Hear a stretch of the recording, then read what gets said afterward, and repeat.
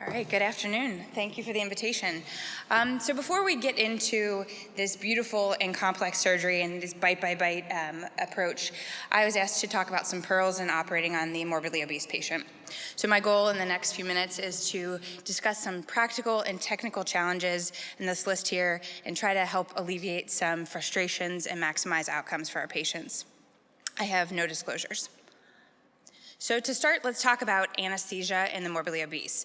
So as we know, they often have a very low respiratory reserve, combination of high rates of obstructive sleep apnea, hypoventilation syndrome of the obese, as well as deconditioning to start.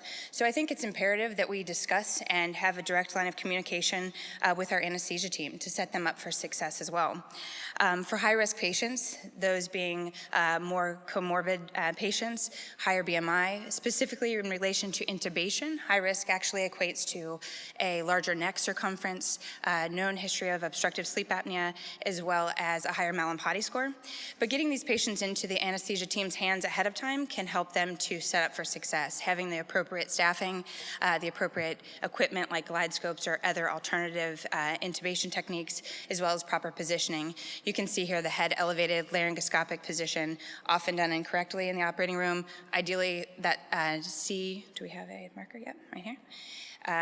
You can see there's a horizontal line between the ear and the sternum to maximize that laryngoscopic view.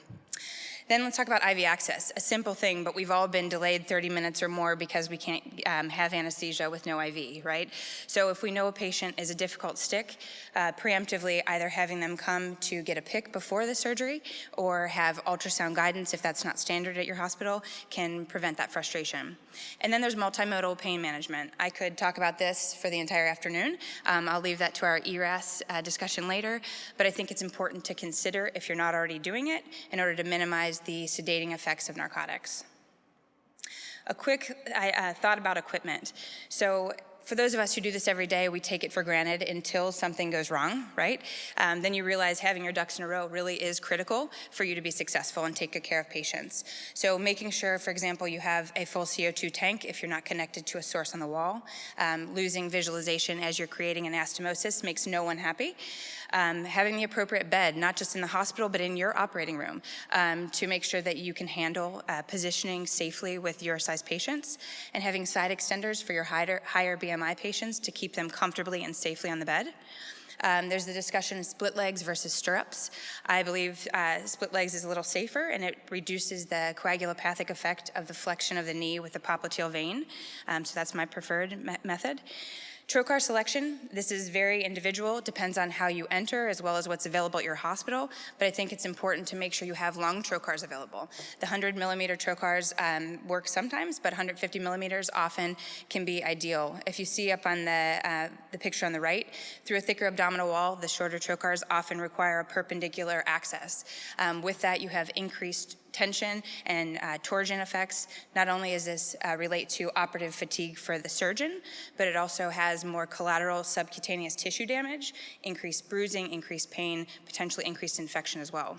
So with that, using liberally additional trocars if needed. This is a challenging surgery. If you have your initial trocar is very poorly placed based on the patient's anatomy, not being afraid to use another trocar to do this safely, because ultimately that's our number one goal.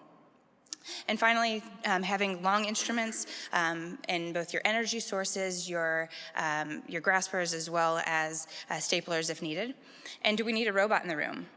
Great question. I'm not completely sold on that. The most recent data analysis with the MBS AQIP looking at about 25,000 cases using the robot and 35,000 using laparoscopic surgery showed that they're equally safe overall. Maybe about a 30-minute increase in operative time needed for the robot on average. But at least from a safety profile, there's no big concerns. I'm not convinced that anyone has proven that there's any big benefit for the patient either, but no doubt there's some ergonomic benefits for the surgeon, and our musculoskeletal pain is important too, right? So to be determined. Entry.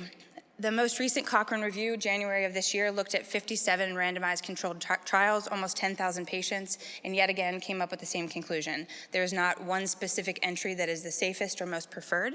I think it comes down to the method that you're most familiar with, as we all have been preached to many times before.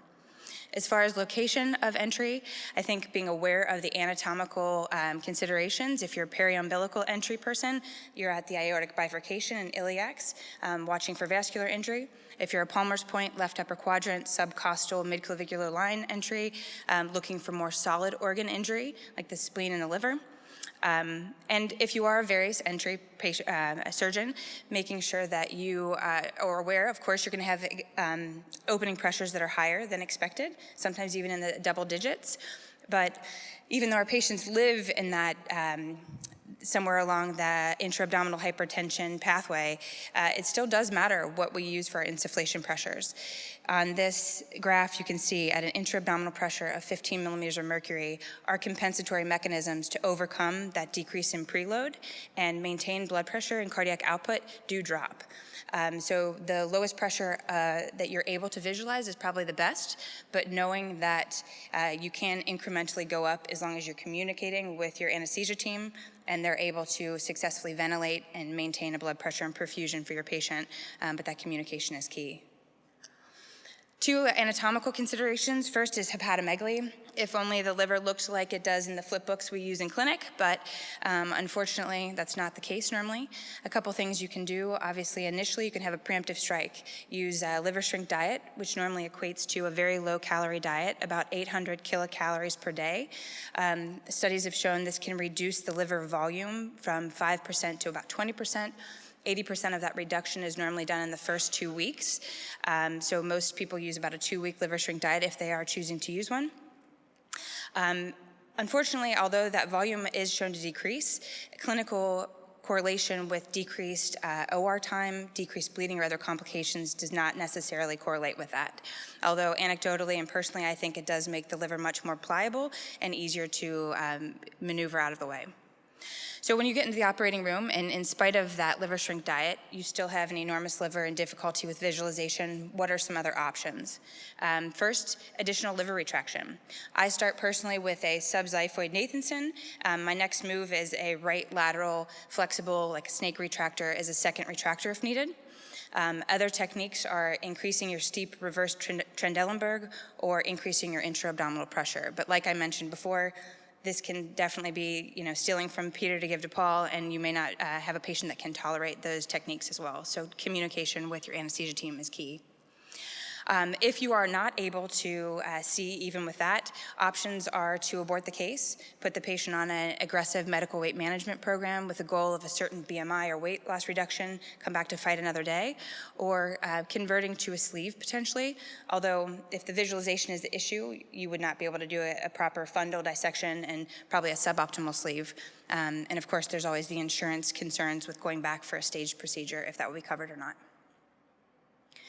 And finally, when you find yourself with a gap between your gastric pouch and jejunum. So this is something, if you start with a JJ, not the pouch, that you can sometimes avoid altogether. If your mesentery is very short, you can either make a longer gastric pouch, abort the case altogether, switch to a sleeve. But if you've already made your gastric pouch and you are not able to bridge that gap, what are some techniques that you can do to really help to aid getting those together? Splitting the omentum, most of us do this anyway, right? But making sure that's complete. The second is to dissect out the gastroesophageal junction, which is taking down the phrenoesophageal ligaments to elongate from the gastric pouch proximally. You can score or even divide some of the jejunal mesentery, taking care obviously not to leave an ischemic end or watching for that with stricture and anastomotic breakdown. And you always can do a more direct route, especially when you have a pronounced transverse colon and really heavy transverse colon going in a mesocolonic tunnel. That can be a more direct route to bring that elementary limb up and do even an end-to-end or hand-sewn anastomosis to really maximize the usage of any viable tissue. So all of that I would obviously recommend if you're having to make these techniques that you do a very thorough leak test, which we'll talk about later, potentially even leave drains and a few prayers in there and hope for the best. So in conclusion, I think it's important to, before we even hit any of these other steps of the surgery, to make sure that we are preparing our anesthesia team, ourselves with backup equipment as well, using what's familiar to us. I'm going to stick with the liver shrink diet for now. There is some data that maybe it could adjust some of the collagen in the future, but keep your ears out for that. And ultimately, be proactive and resourceful. When all is said and done, you wouldn't be doing the surgery if you weren't a technically gifted surgeon. So take a deep breath and you can do it. Thank you. Nice job. Thanks.